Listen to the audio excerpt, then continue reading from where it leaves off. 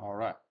First, um, this week I'm going to have modified office hours. I'm going to be going out of town to Texas to guest speak at my nephew's school.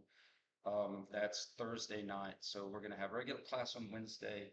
Sarah is going to be available for office hours at the computer lab on Thursday. And then Friday, we'll just do virtual. We could FaceTime or we could call. I'm going to be traveling back from Texas. Okay. Friday's lecture, I'm either going to pre-make a lecture or I'm going to post a repeat of one of my old lectures because, again, pelvic girdle stuff is a little weird. But I promise you, if you stay up with the pace, it's going to hopefully all make sense. Ask questions, come to my office for clarification. Okay. So first, let me start off by let's do a little experiment.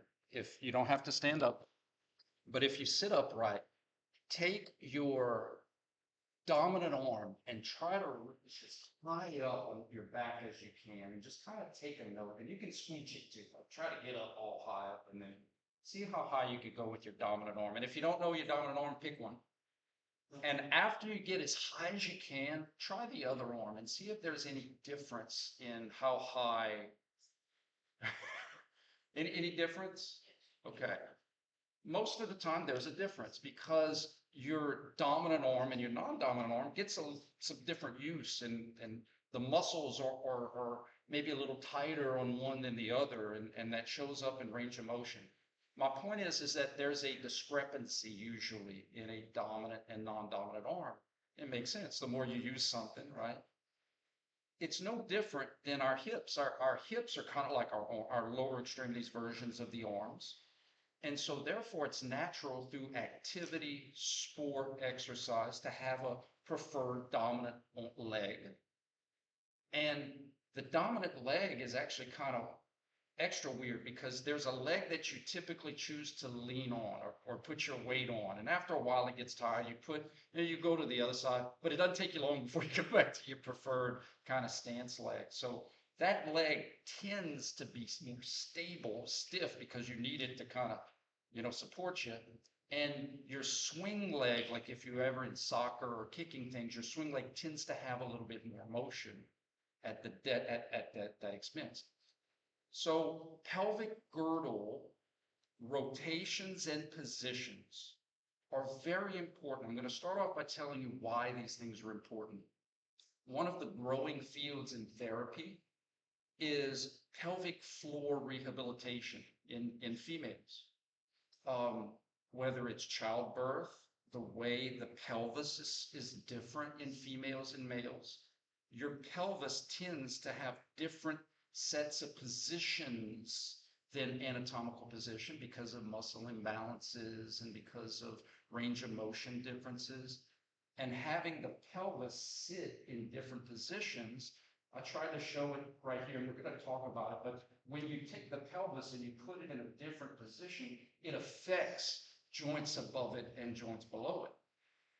Just in layman's terms, when your pelvis sits in a different position, the things that connect above, like your trunk, and the things that connect below, like your hips, are affected.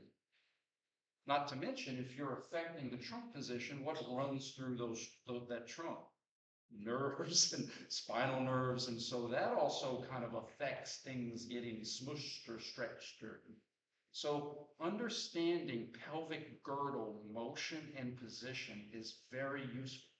Okay.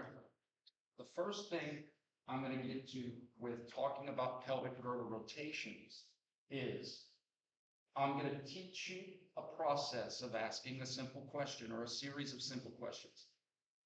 Is there pelvic girdle rotations? And rotations is just spin, right? Pure rotations, spins. If the answer is no, we're done here. And if the answer is yes, we have to ask ourselves, how was it spinning? Sagittally, frontally, transversely. I'm going to teach you the names of those 6. And where was it spinning about? This example is if the pumpkin, I like the pumpkin over a basket, has a little face. And in your materials, you're going to see, like I try to use facial recognition as we're doing these pelvic girdle rotations. A basketball, if this pumpkin was a basketball cannot spin itself. I lay the basketball on the ground, basketball is just going to sit there. Even if I put the basketball on a hill, gravity's rolling the bat. A basketball can't spin itself. Something has to spin it. The pelvis, right? Our left and right ilium, ischium, pubis, that's connected here and connected through our sacroiliac joints. Remember, like the foundation about which? It's like a basketball. I can't independently move the left side from the right side. That would crack open like an oyster shell. So we can look at the pelvis as like its own basketball. And its spin is determined by something spinning it. Something has to spin the pelvis. In the case of the basketball or the pumpkin, I can spin the basketball by my hands on the bottom. That's going to be like our hips, if you think about it. But I don't have to spin the basketball with both hips. I could spin the basketball with one hip, a right hip. I could spin the basketball with my left hip. Or if my hands are big enough, I can palm the basketball at the top and spin the basketball with my trunk. Now, obviously my feet are on the ground, but an example of spinning the basketball with just your trunk would be like reverse crunches, where the basketball is spinning, and it's because of the trunk spinning it. Or if you were hanging from a bar or like a Roman chair, you can spin the basketball because of your trunk. That motion happened at the trunk. So notice the hips, the hip motion spun the basketball. The trunk motion spun the basketball. Pelvic girdle rotations are pelvic girdle rotations, no matter what spun it. But then we say, well, what was responsible for spinning the basketball? And we have different options. It could be my right hip, thus right hip muscles by themselves. I mean, my left hip isn't even attached to anything. It's going along for the ride. Left hip or trunk. Or as I'm going to show you here, it could be a combination of both. And that's when things get a little hard to see. Because if I just move my hips, easy to see how kind of my pelvis is kind of doing like a back roll. If I just move my hips, it's easy to see kind of how the pelvis is doing a front roll. But if I move my hips and my trunk at the same time, it's kind of harder to see, because as my pelvis is trying to do a back roll, my trunk is flexing forward to create the illusion that nothing's happening. So if I go from here and I do this kind of pelvic spin, you notice hip flexion, we've had that before. That was these kind of things. It's just if my pelvis is trying to bring my upper extremity forward and I don't want to go forward, I'm going to compensate by leaning my trunk back. That's why some people have these sway backs, right? These big arcing backs, because their pelvis is tilted forward. Their hips are in a flexed position, and we may not perceive it because we see the femurs in the same position globally, but they're not in the same position locally. Okay? So I'm planting a seed on why this stuff is important. Seeing pelvic girdle position and pelvic girdle rotation is going to be very helpful in seeing what joints have hypomobility, hypermobility. The position of the pelvis can affect things above and below, okay? So we have 3 planes of motion. We have 2 spins in each plane. So if our pelvis can spin in all 3 planes, sagittally, frontally, and transversely, we're going to have 6 types of pelvic girdle spins, 6 types of pelvic girdle rotations. 2 sagittal, 2 frontal, two transverse. Think to one of our first lectures with when we looked at the planes and axes, and I said that the person can do like about their center of mass, like a front roll and back roll, cartwheel to the right, cartwheel to the left, spin to the right, spin to the left. That's the foundation for these pelvic girdle rotations. How can the pelvis rotate about the pelvis's center of mass? Here's our basketball. This is going to be our anterior posterior axis for the basketball. This is going to be our bilateral axis for the basketball. And here's going to be our polar axis for the basketball. Make sense? A lot of this stuff is actually descriptive. What I mean by that is sometimes joint motions, like, dude, where did y'all pull ab and adduction from, right? Like, but these are very descriptive. Sagittal rotations are anterior spin, anterior pelvic girdle rotation, like doing front roll. Posterior pelvic girdle rotation, posterior spin, like doing a back roll. If you were going to do a cartwheel to your right or a cartwheel to your left, wouldn't that be rotating in your frontal plane, which would be laterally, right? Like if you were going to shuffle laterally, you go here or there. So a cartwheel laterally. So we have right and left lateral pelvic girdle rotation. So if the pelvis does a cartwheel to its right, right lateral. And if the cartwheel does a cartwheel to its left, left lateral. In your materials, I also look at spin like pouring water. Some people will see it different ways. It's okay, find what works for you. If this pumpkin was full of water from anatomical position, let's say, the water is level. If I have anterior tilt or anterior pelvic girdle rotation, wouldn't I be pouring water out the front? Anterior and posterior would stop pouring water out the front. And if I continue to posterior, I pour water out the back. Right lateral, I'd be pouring water out the right side. Left lateral 2 stops my pour from the right, and left lateral from, I start pouring out the left. Right lateral, left lateral. Anterior, posterior. Okay? Now, what else can the pumpkin do? Pumpkin could do a front roll, back roll, cartwheel to the right, cartwheel to the left. Right and left mean two different things in two different planes. Right lateral, right transverse, left transverse. We only have one pelvic girdle. Yes, we have a left side and a right side, but it's different than having a right hip and a left hip. Remember, with our appendages, we have to have a name for a side of a side. Medial, lateral, right? The right side of a left side and that stuff. This is just one. So literally we have right and left. There's no medial and lateral for your neck. There's no medial and lateral for your trunk. You literally have a right and a left. It's not a side of a side. It's literally one structure, and then we have the right side and left side. So right transverse. That's like asking a kid, spin to your right, spin to your left.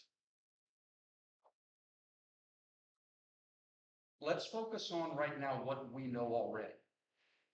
What we know already is that if I'm standing here and I move the sockets, I'm not even going to say pelvic girdle, I'm just going to say the sockets.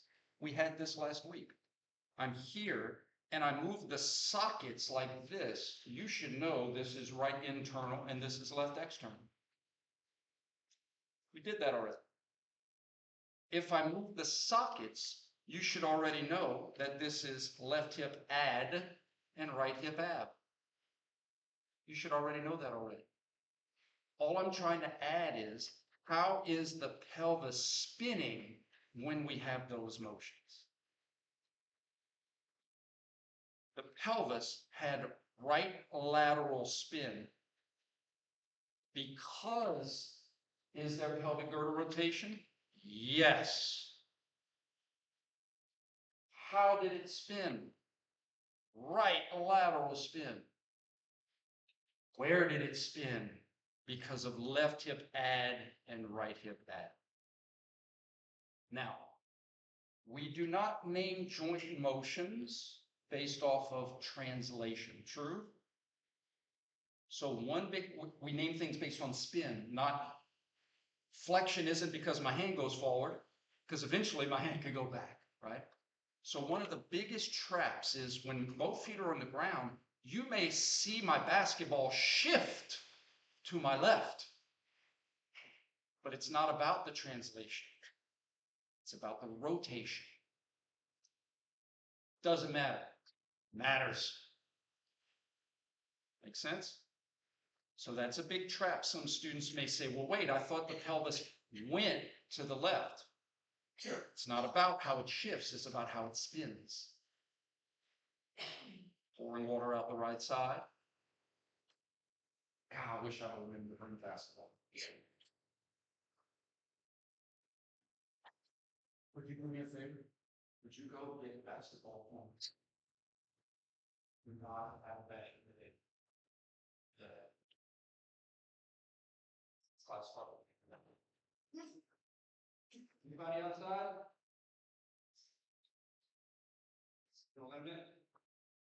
Any questions so far while we? Yay.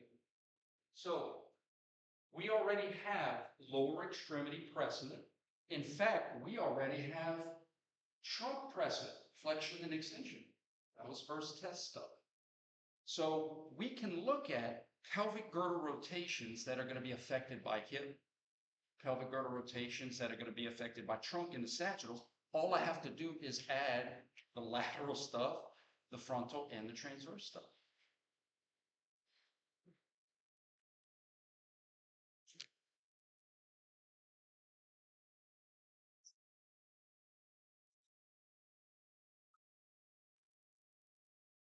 It was a joke, no? All right, check this out. Who grew up playing a little basketball? Not professionally, just shooting some hoops outside.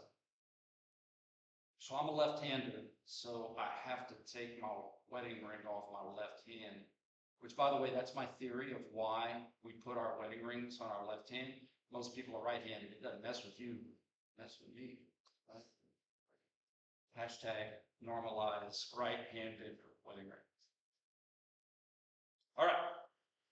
How many of you have ever, when you're playing, you like pass the ball and like especially when there's kids, you'll spin it and the ball will like curve back around, and the kids just like, dude, you're a wizard, whatever.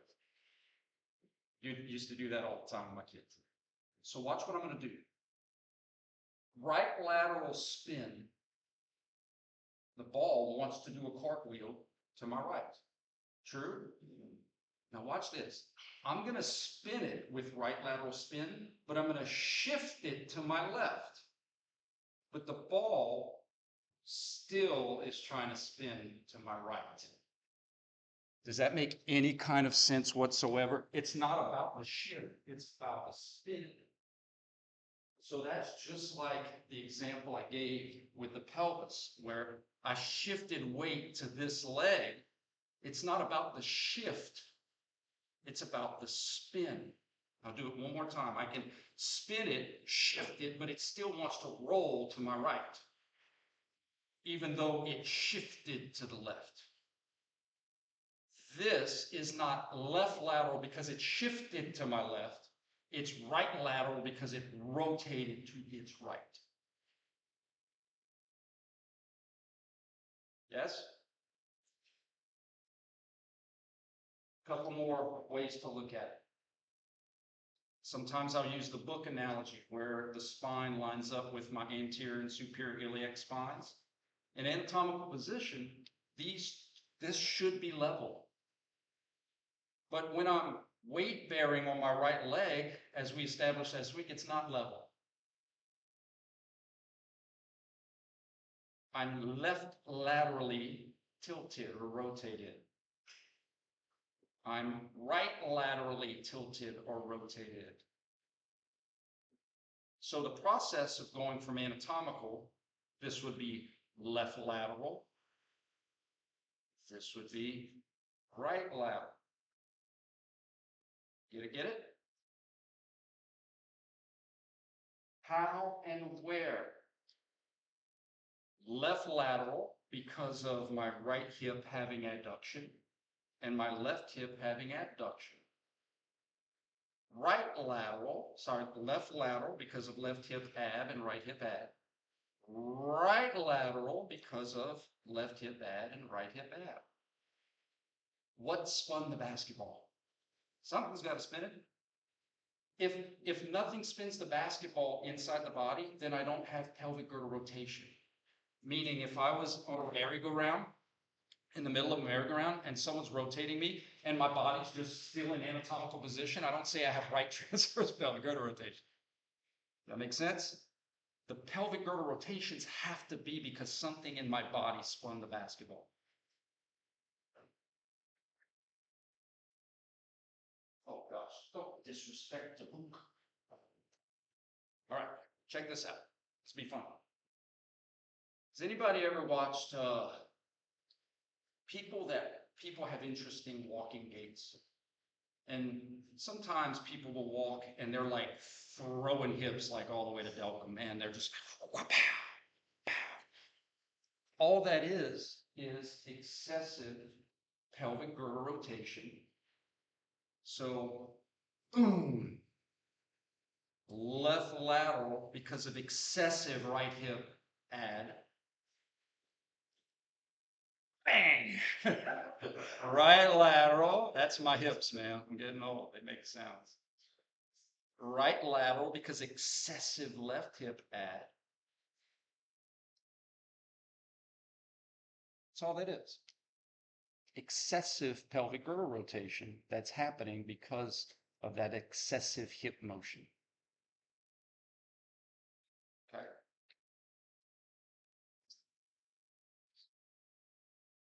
All right. So when we do the Kendall examples, let's go sagittal, anterior, posterior. On your first test, we had this kind of example, which you should be familiar. Left hip flexion. The right hip didn't do anything. Okay. How would the pelvis, when Ken does this, is there pelvic girdle rotation? Yes. Okay. How did the pelvic girdle spin when Ken did this? Anteriorly. Now again, some of you will see it differently. Some will see the spin, like it's as if Ken were to continue to spin, how would it rotate anterior? Some of you may see the pour. Some of you, that's P-O-U-R. Some of you may see this.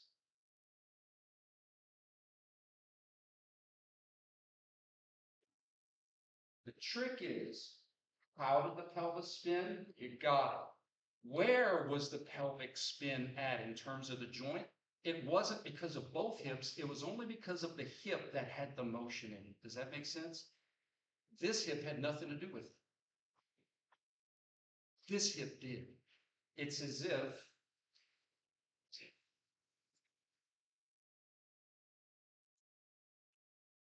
this.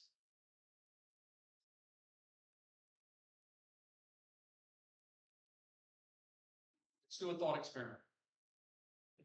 If I have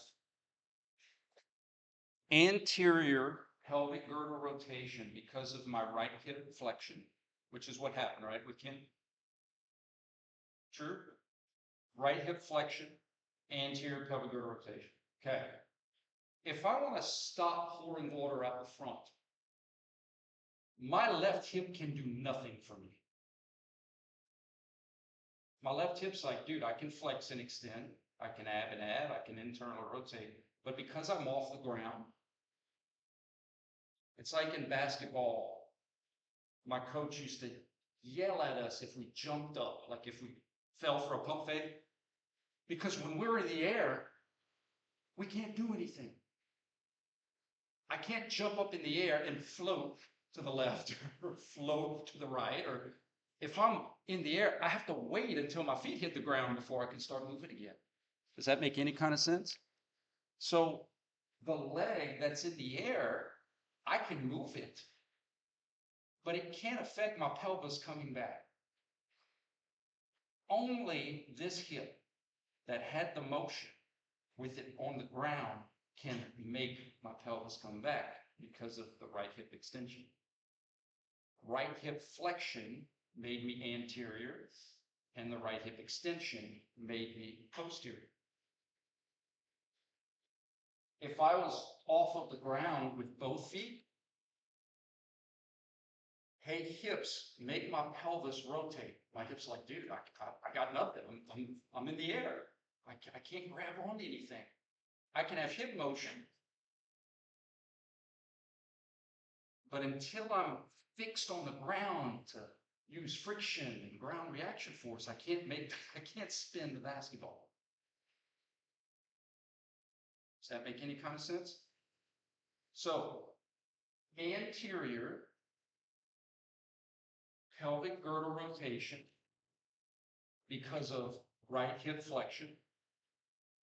Posterior back 2 because of right hip extension. Anterior from anatomical because of left hip flexion. Posterior back 2 because of left hip extension. And you could have posterior from because of left hip extension. You could have anterior 2 because of left hip flexion. In anatomical, we look at the pelvis as being level. But you're going to work with patients, athletes, who in their anatomical, it could be because of leg length discrepancies or muscle imbalances, where their pelvis is tilted at anatomical. Think of it like this. We'll apply it up to the trunk. If someone's pelvis is tilted because they have hip problems, let's just pretend. Let's pretend they're right laterally rotated or tilted because of leg length or muscle imbalances. They're probably not going to spend their life like the Leaning Tower of Pisa. Let's think about it. The pelvis is doing this. The trunk connects on the top. They're probably not going to be like, the trunk is probably going to lean or bend back to keep as much of your mass as you can over your base of support. Does that make sense? Just like if you spend a lot of time in a hip flexed position, driving, studying, watching a Netflix series, sleeping, when you get up, don't your hips feel stiffer? It's like being in a sling for extended amount of time. When you get out of that sling, your muscles are stiff, right? That's why we don't sling anymore, because we lose muscle tone and we get stiff. So imagine if you're in this flexed position for an extended period of time, and then you extend and these muscles are tight. You're going to stay in a flexed position. You may not notice it because your femurs are perpendicular to the ground, but your hips want to stay flexed because those muscles are atrophied and tight. So how does your body stay in a flexed position when your femurs have to be? You anteriorly tilt. You create a flexed position. Your pelvis. Now, if you didn't move your trunk, you'd be bowing the whole time, right? You'd be like, so your trunk is going to extend and be in an extended position.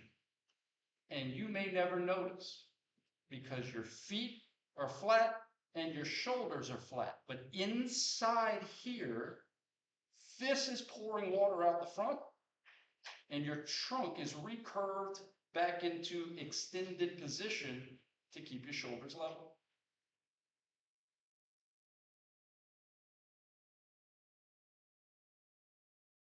Does that make sense? If all I did was move my hips and my pelvis and not my trunk, this is what would happen. Just like the Ken doll. But if I move my pelvis and I don't want to affect my shoulders, my hand, my functional circle of work, this is what's going to happen. I'm going to do them one at a time. Maybe it'll be easier to see. 1, 2, 3. But I did them all at the same time. No different.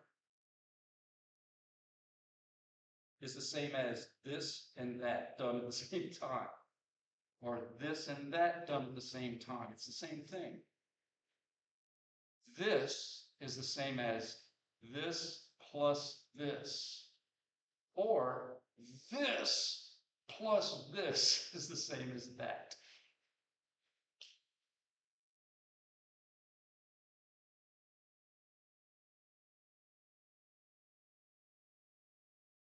One of the reasons we talk about pelvic girdle obliquity is a word that you're going to hear a lot, or tilt.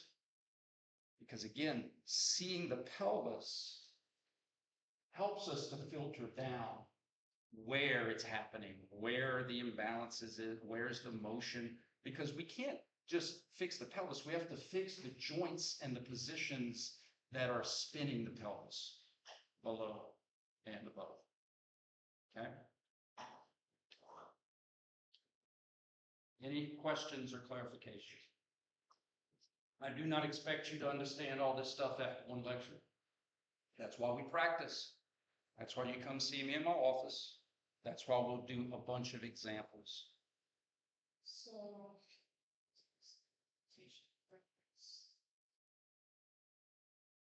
translation into joint. We don't communicate joint, all of joint motions are this. Say that again? So like, but like flexion extension, that's what they're. Yes, yes. You curveball me with translation. Yeah, sorry. No, you're good. This is learning. From here to there. Anterior pelvic girdle rotation. Where hip flexion.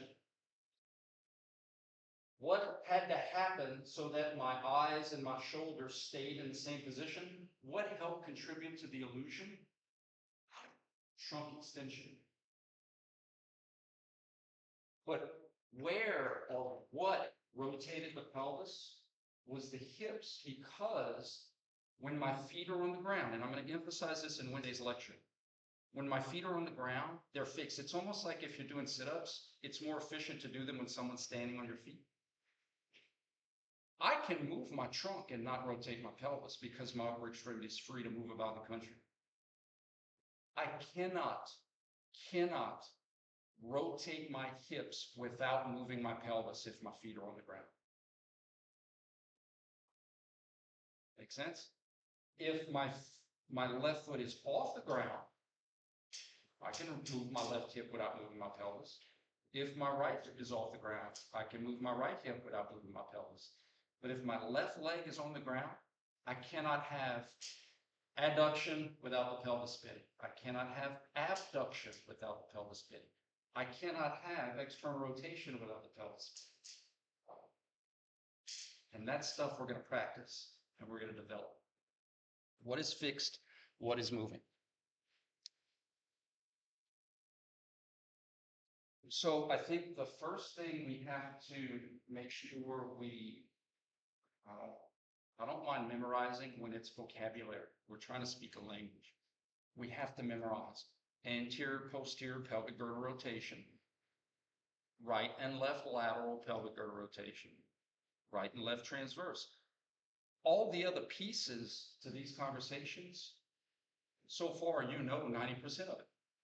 Flexions and extensions of the hip, abduction and adductions of the hip, internal and external rotations of the hip. You know flexion and extension of the trunk.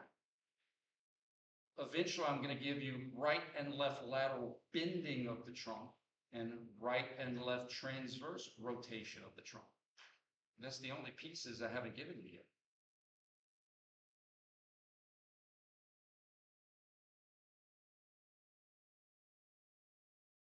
Let us review. Stand up if you're willing and able. Let's do some practice.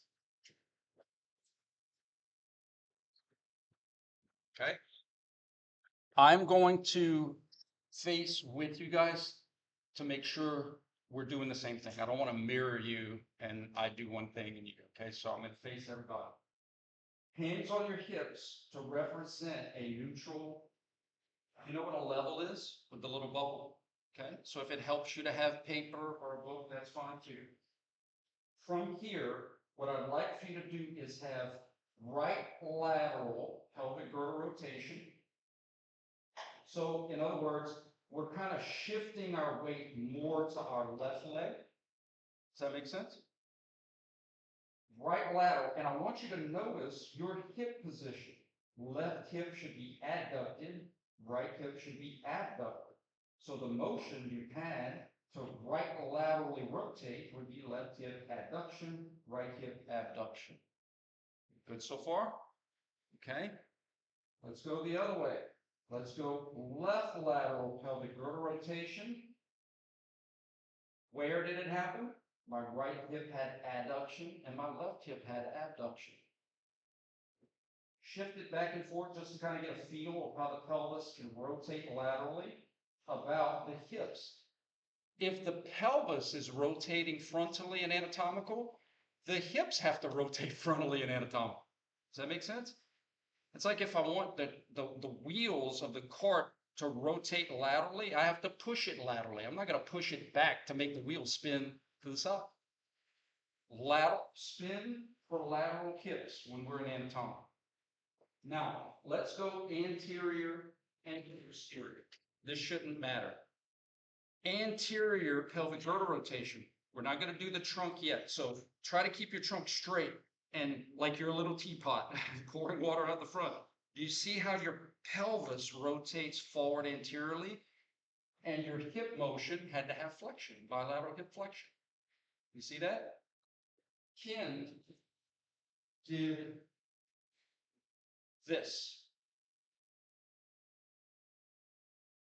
It's just we're communicating how did the pelvis rotate while the hips had flexion. Coming back up, posterior to because of hip extension, but then we could have posterior from. So in other words, posterior from, yeah, water's poured out the back. But what happens when I stop pouring water out the front? Wouldn't I have to have the same motion to stop my pour out the front and then eventually make it pour out the back? It's still posterior. Posterior to, posterior from. In fact, if you do it excessively, you should feel the stretch in your hip flexors because you're extending your hips, and so you're stretching the flexor muscles in the front. So far, so bad. Let's do transverse. I like to use my thumbs as markers for my anterior superior iliac spine. I'm going to line up with you guys to make sure we're all on the same page. Have your pelvis look to the right of the classroom. Right transverse. Where did that happen? Right hip internal, left hip external. That was last week's lecture. Spin it back to the left. Left hip internal, right hip external. Right transverse, left transverse. Don't sit down just yet. If you're willing and able. Now let's work in the illusions with the trunk, okay? We're going to do these in sequence. Let's go back to sagittal, anterior. Now what I want you to do is extend your trunk and notice how Your center of mass now stays over your base of support. It's not that excessive. Usually tilt is subtle, right? So I'm kind of exaggerating it a lot. Like Kim won't do this and then snap his back. But I just want you to notice how if I don't want my trunk to go forward, I have to extend my trunk back. Now try to do it all at once. You see how you get that sway in your back? That's from extension. And you don't realize you're doing it because all you've ever been taught is that flexion is this and extension is that. But we can move the bottom, we can move our trunk, not just because of this, but we can move it because of this. And that's what's happening here. Subtle. And that's why I'm teaching it to you. All right, let's do frontal. Check this out. Let's go right. Let's go right lateral. Move your trunk, go along for the ride. How would you want to bend your trunk back to keep your mass over your feet? Wouldn't you want to bend your trunk back to your left? Notice your left shoulder is closer to your left hip. It's like swaying your tree trunk to the left. Your pelvis is spinning to the right. But if you don't want to stay here, and you definitely don't want to bend your trunk to your right, that'd be like picking up a bucket. You want to bend your trunk back. So watch what's happening. The pelvis is trying to do this, and you're going to bend back this way. Does that make sense? Right? Let's go the other way. Let's go left lateral. Wouldn't you want to bend your trunk to the right in order to keep it over your feet? So I want you to notice. I'm not asking you to master this now. I'm seeing to get you if you notice a trend. If someone, this would be a bad day, but just pretend, if Ken was standing on this chair and we were on the show Jackass, do you remember that show back in the day where they play pranks on each other? If I try to make Ken fall to the right of the chair, wouldn't Ken want to lean back to his left to try to prevent it? That's all I'm trying to say. As the pelvis is trying to move your trunk to the right, your trunk is going to bend back to its left. Does that make sense? Okay. Now, the best one, the transverse. It's going to be fun. Right transverse, pelvic girdle. Notice your sternum is now should be facing more the right side of the wall. What if you didn't want that? What if you wanted your sternum, your shoulders, your hands to face the front? You'd want to twist your trunk in the opposite way that your pelvis twists. Does that make sense? Pelvis is trying to spin everything to the right.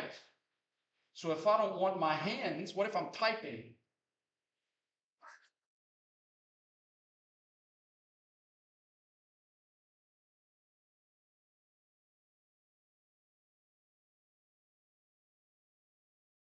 Landmarks, sternum, pubis, anatomical, sternum, right hip, right transverse, sternum, left hip, left transverse. So if I'm here and my pelvis wants to bring everything to the right, my sternum is still looking at my pubis, but I wanted to keep my sternum facing the wall. Now my sternum is looking at my left hip. In essence, instead of me moving my sternum to my left hip, I move my left hip to my sternum.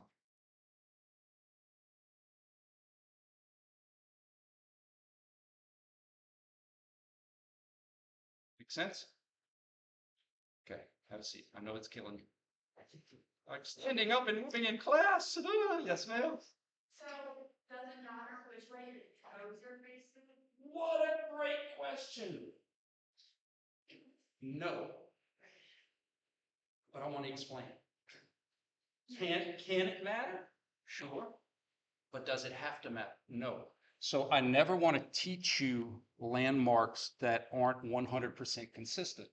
My toes have nothing to do with my hip. Someone could be amputated at the lower leg and not be able to see their toes. I can be doing this and still have right and left lateral because of hip motion, anterior posterior because of hip motion, and right and left transverse because of hip motion. And I don't see my toes at all. So it's a great logical question. I'm so glad you asked it. I could see one set of toes and not see the other. That's actually our last progression for pelvic girdle rotation, is to see if you guys can see how the pelvis is moving about one hip that's in anatomical and one hip that's not in anatomical.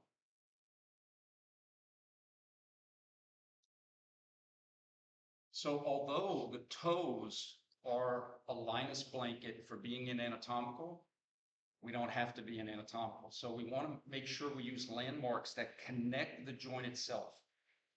ASIS to patella is a great landmark because the patella will always be a representation of the distal femur.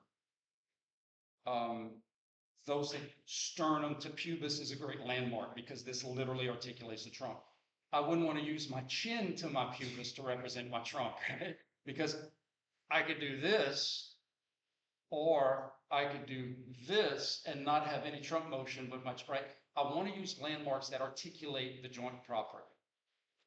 So great question, and I meant to bring that up, so I'm glad you asked. I'm glad you asked. Does that make sense? You know, you look down and you see your feet, but we don't have to do it with our feet. We could be knelt. We could be, eventually, as we're going to also practice, we could be, our upper extremity could be fixed, and all of the pelvic girdle rotation is going to be because of trunk stuff and no feet. Okay. All right, let's practice.